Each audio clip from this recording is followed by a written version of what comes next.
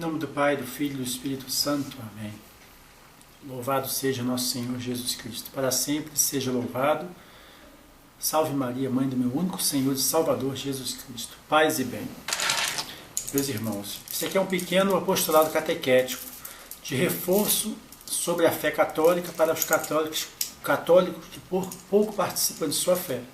Também serve para aqueles que não são católicos, que a desejam conhecer melhor e de forma certa, acima de tudo.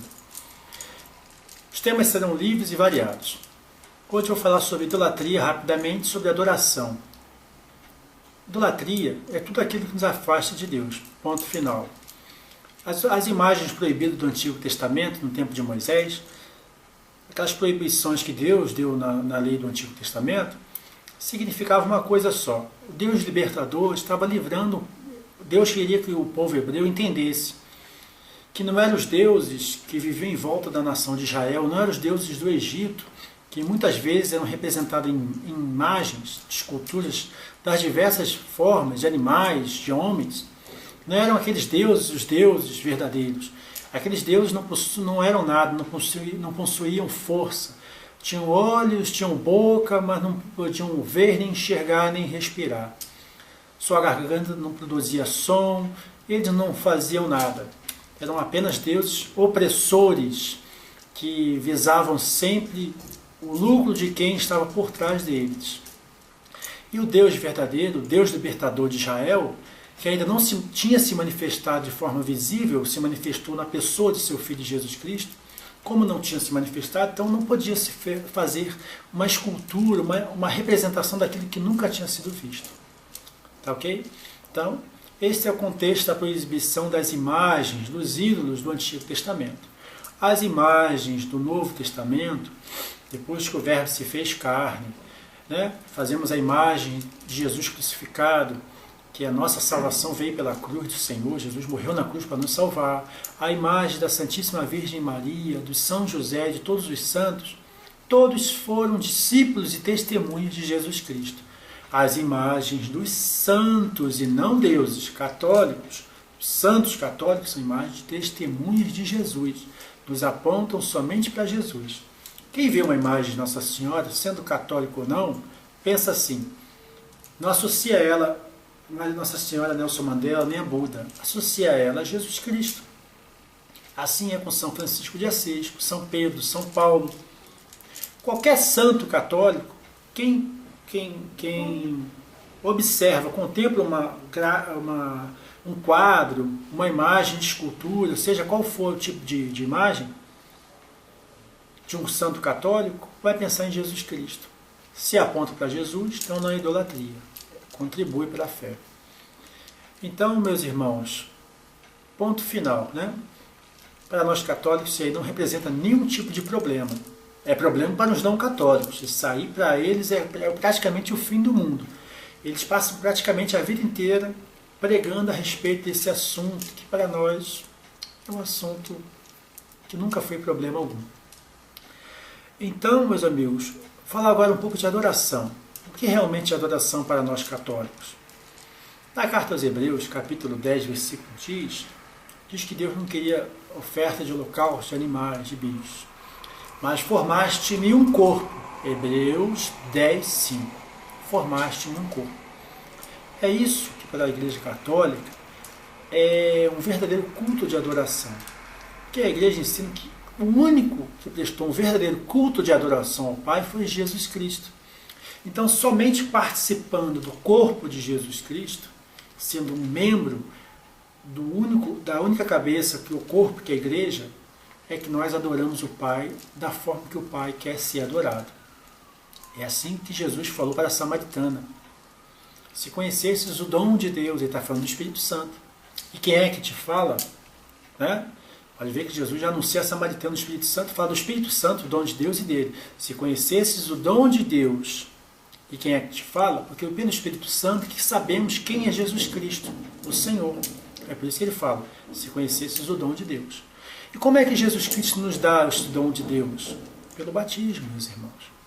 Se não renascerdes do alto, da água do Espírito Santo, não podereis entrar, não podereis ver o reino dos céus, disse Nicodemos. no Evangelho de São João 3, versículo 5 em diante. Quem nasce da carne é carne, quem nasce do Espírito é Espírito. Quando somos batizados, nascemos do Espírito. Quando nascemos da carne, nossa mãe biológica, nascemos de Adão. Quando nascemos do batismo, nascemos de Cristo. Aí nós passamos a ser membros do único corpo do Senhor. Assim, pelo Espírito Santo, somos incorporados no corpo de Cristo, que é a verdade. Os verdadeiros adoradores adorarão o Pai em espírito e em verdade, porque é pelo Espírito Santo que se incorpora na verdade, que é Jesus Cristo. Ele diz: eu sou a verdade. Então, a forma predileta que Deus quer ser adorado é a comunhão com o corpo de Jesus, que se inicia no batismo, mas acaba por aí. Jesus nos deu o batismo para ficarmos pulando de alegria por sermos batizados? Não. Temos que viver a fé, a nova vida recebida no batismo, que são os sacramentos, que é a vida de oração, que são as obras de caridade, de misericórdia, espirituais e corporais. Então, a mais predileta do Senhor é a Eucaristia. Jesus, ele no Evangelho no capítulo 6 de São João, ele faz advertências severas. Se não, em verdade vos digo, se não comerdes a carne do Filho do Homem e não beberdes o seu sangue, não tereis a vida em vós mesmos.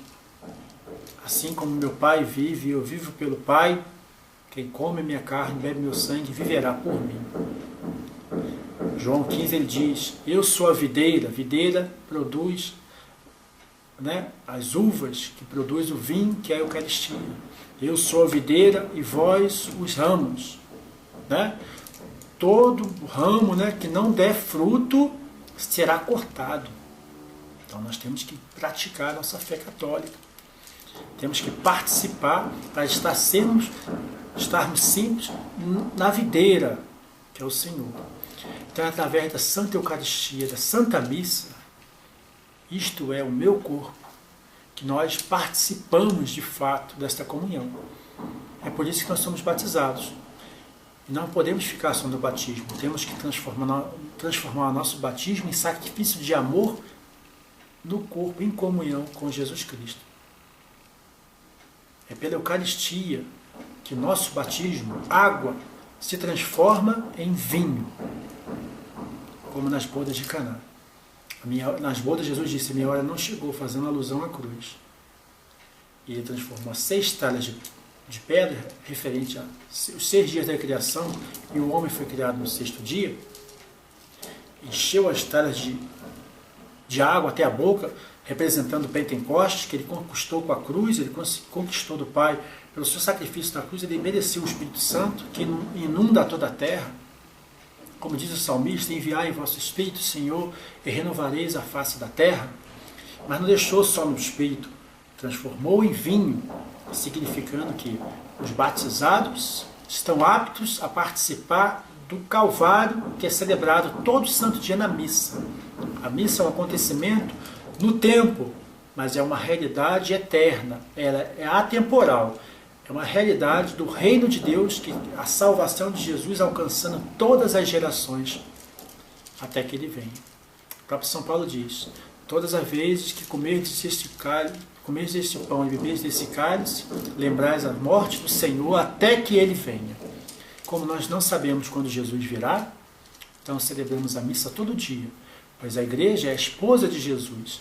Todo dia ela renova as bodas, os votos do seu casamento com seu esposo, que foi realizado na cruz. Então, meu irmão católico, se você não sabia dessa novidade, adorar, para muitos, é se ajoelhar. Ajoelhar é uma forma que nós cristãos, que nós homens, queremos mostrar para Deus que o adoramos. Ele até aceita a nossa forma, nosso gesto corporal de adoração.